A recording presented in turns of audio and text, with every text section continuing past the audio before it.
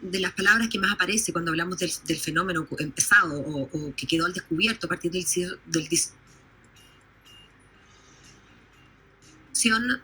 de la desconexión de unos con la otros, brecha, ¿no?, entre percepción y realidad también. Exacto, la brecha en lo que percibimos como real y lo que creemos que está ocurriendo lejos de nuestros ombligos y lo que realmente está pasando. Una especie de alienación de la sociedad donde unos y otros pretendemos conformar un todo, que es este tejido social, pero que en realidad si no nos conocemos, si no nos vemos y si no entendemos realmente de qué va la vida del otro, entonces ahí no estamos haciendo comunidad, y sin comunidad es imposible hablar de sociedad, ¿no? Y de eso un poco se trata, en parte, lo que vamos a conversar a continuación en un estudio que precisamente trató de que la élite se mirara al espejo, de preguntar a la élite qué ve cuando mira por su ventana y ver cuán afinada está esa visión con lo que realmente ocurre cuando uno va a visitar aquello que se mira desde lejos, ¿no? Eso es un poco el resumen de lo que vamos a conversar a continuación, y tenemos ya en línea a Antonio Díaz Araujo. Él es ingeniero civil industrial de la Universidad de Chile y socio y además gerente general de Anholster, que fue la entidad, digamos, que hizo este informe, este estudio. Saludamos inmediato a Antonio. Hola Antonio, ¿qué tal? ¿Cómo vas? Hola, muchas gracias por la invitación. Saludos a Paola, Connie y... Javier, se me fue el último. Javier, ¿qué tal? Bien, Antonio, cuéntame un poco cómo surge esta inquietud antes de entrar en las conclusiones, que me parece que es lo más macizo, ¿no? Pero cuéntanos brevemente cómo surge la inquietud y cómo se hace este estudio. La inquietud surge de un ámbito bien particular. Nosotros, yo creo que 1 año y medio antes del estallido social, habíamos hecho un estudio que era Chile, una transformación en datos, que básicamente lo que buscaba era entender cómo había progresado Chile en los últimos 20 años, con datos de fuentes oficiales públicamente disponibles, como una forma de entender también cada vez que uno hablaba de Chile y qué era Chile y dónde estábamos. Responder preguntas tan simples como necesitamos inmigrantes o no necesitamos inmigrantes según fuentes oficiales, y hay un montón de ejemplos por el estilo. Lo que ocurre un poco con el ESE en particular es que yo hice un programa con el ESE que se llama el PADE, el Programa Alta Dirección Estratégica, y que me dio la oportunidad de conocer un montón de compañeros de curso que tenían miradas que no calzaban mucho con la realidad, pero sin menospreciarla.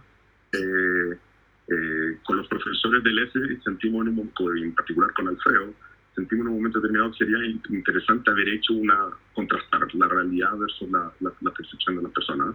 Y de ahí es donde surge este estudio, que básicamente lo que busca es, con datos oficiales o datos probablemente palpables, hacer un contraste entre las percepciones y la realidad.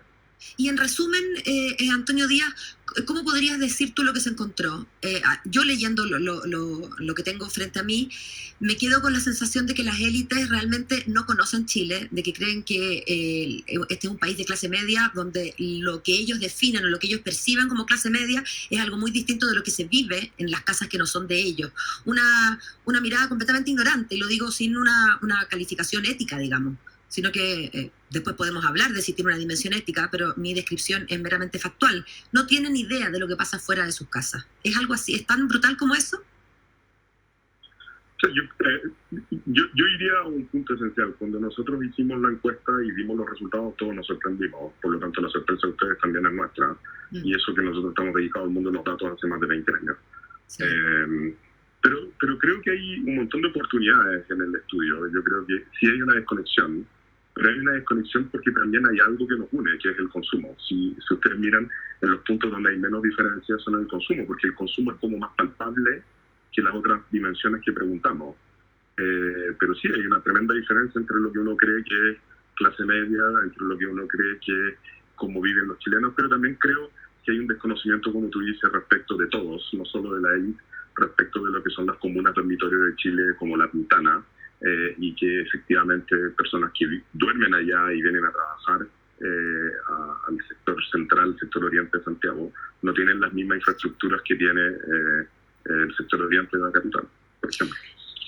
Antonio, eso que dijo y que fue tan polémico en su momento el exministro Mañalich, y no quiero insistir en si el ministro sabía o no sabía, pero quedó resonando y muchos dijimos, o no, nos cuestionábamos si no estaba ahí parte importante del problema, de no saber cuáles eran las reales condiciones de hacinamiento y pobreza en la que vivían muchas personas y cómo la pandemia finalmente la fue dejando en evidencia. Eso es lo que se puede concluir de la falta de conocimiento sobre esa realidad de este grupo de personas. Sí, pero también hay que cruzar cada uno de estos puentes, porque en Chile no hay ninguna ley que obligue a decir dónde yo vivo. O sea, el único proxy que hay hacia donde yo vivo es mi inscripción electoral, o tal vez una ficha de protección social, pero en la medida que voy avanzando en cada uno de estos puntos, la información se transforma cada vez en de menor calidad. El CERVEL, por darles un ejemplo, hay 276 formas de escribir Monseñor Escrivá de Balaguer o Avenida Colón o Libertador Bernardo Higgins. Por lo tanto, el definir hacinamiento con ese nivel o calidad de información tampoco es algo trivial. Yo creo que lo que falta en Chile es también, dentro de todas las cosas que se están hablando de una posible o de la reforma a la constitución actual o una posible nueva constitución, hay un punto no menor, que es que deberíamos también estar hablando de los datos que nos guían hacia construir un nuevo país, porque si queremos construir un nuevo país basado en hechos, tenemos que trabajar mucho en los datos. Nos falta mucho en ese sentido.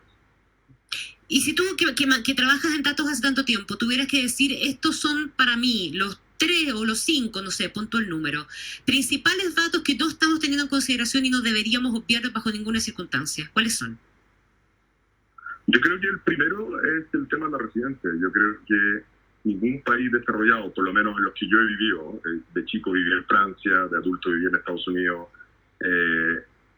ninguno te permite acceder a beneficios sociales como inscribir tu hijo al colegio o acceder a un consultorio sin tener definición donde tú vives. Y eso no permite hacer política pública de calidad si es que efectivamente tú nunca sabes dónde viven cada uno de los chilenos. Ahora, se puede prestar para el gran hermano, se puede prestar para un montón de cosas, pero tiene que venir con unas penas suficientemente grandes y importantes que no haya ningún incentivo para no hacerlo. Pero eso también pasa por una reforma del Estado, en hacer programas medibles, en hacer políticas públicas que estén sostenidas sólidamente en datos y no en percepciones. Y no estoy diciendo que no se haya hecho en Chile, yo creo que durante mucho tiempo se hizo, pero no se quiere conectar los puntos en Chile. Son puntos que me parece no menores, es decir, yo capturo un montón de información, pero al final del día no la quiero conectar completamente y no quiero proveerle a los alcaldes o a quienes sean de información no parcial o completamente verídica, no verídica, no es la palabra, pero información de calidad para que ellos tomen decisiones. ¿Pau? Sí, disculpa, Connie, estaba con un delay.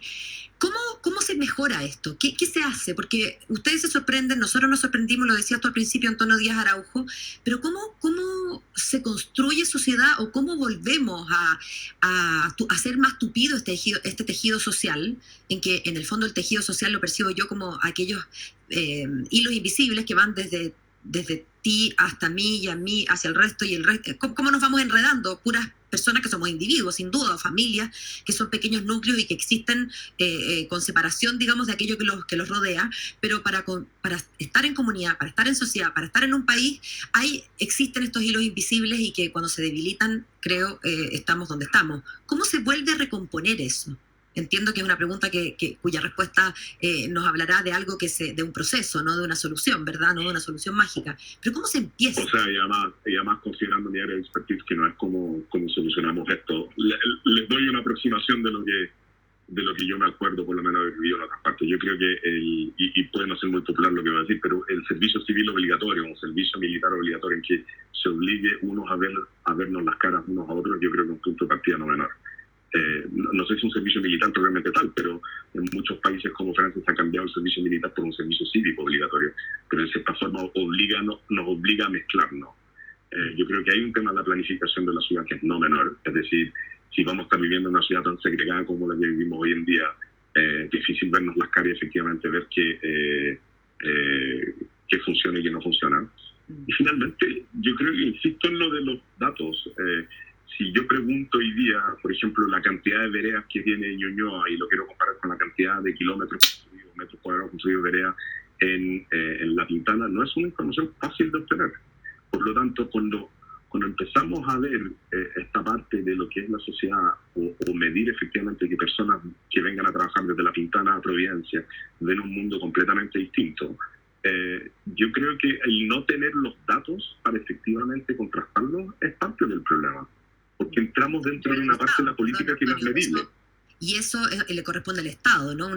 Haría falta una especie de censo, así como nos contamos entre nosotros, también contar en qué estamos, quiénes, cómo somos, cómo es nuestro entorno. Eso es algo que no puede exista desde información levantada por puros privados, o al menos no solamente los privados. El Estado tiene que ser el catalizador de esto. El privado lo que puede hacer desde la perspectiva, por ejemplo, lo que hemos hecho el con Holster en esto, es mostrar una pequeña parte del iceberg, pero en esto, o sea, se lo digo francamente, el estudio tiene una cantidad de horas, una cantidad de personas que participaron en él para poder hacer estas pocas preguntas palpables con información real, que es impresionante. Ahora, la pregunta es, ¿por qué nos cuesta tanto generar este tipo de información? ¿Por qué es tan difícil? O sea, si ustedes piden hoy día por transparencia, probablemente, y lo han hecho en base al periodismo y lo que ustedes hacen, la información de transparencia les puede llegar en cualquier formato, desde un Excel, que sería lo más agradable posible, hasta un PDF, en el cual casi que la única herramienta que queda es copiar y hacer fuerza bruta de copiar a mano cada una de las cosas que aparecen en el PDF. Yo creo que en este sentido el Estado se tiene que abrir más a entregar más información y la sociedad civil tiene que ser más crítica respecto a la información que se entrega, tanto en calidad como granularidad y así sucesivamente, pero necesitamos más datos como sociedad civil, absolutamente. Estamos conversando con Antonio Díaz Araujo, ingeniero civil industrial de la Universidad de Chile, socio y gerente general de Holster.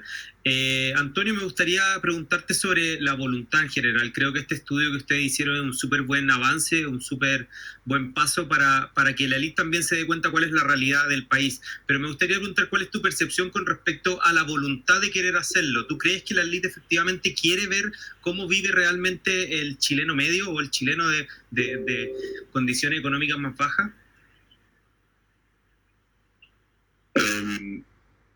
O sea, yo creo que si estamos hablando pre-18 de octubre del año pasado, yo creo que la percepción claramente es distinta a la de hoy. De todas las personas con quien yo he conversado de lo que uno podría llamar élite, no veo ninguno que no esté preocupado del destino del país. No he visto de todos los comentarios que nos han llegado, y por Dios que nos han llegado varios, y me ha sorprendido. De hecho, esto tenía un impacto personal y global mucho más allá de lo que nosotros esperábamos. Pero no he visto una falta de voluntad en querer conversar y entender más, mucho más, absolutamente. Pero también creo que hay varios actores en esto, y no solo la élite es una parte a estudiar. Yo creo que hay muchos otros actores que es muy importante estudiarlo. Pero yendo más allá, si vamos a estar mirando solo lo que nos separa, no vamos a construir un país. Tenemos que mirar también lo que nos une, y esa parte es una parte no menor del desafío. El que la élite tenga una percepción distinta a lo que es la clase media o de lo que es el país, y que puede ser impresionante, también nos lleva a preguntarnos qué es lo que nos une después de eso. Sin duda.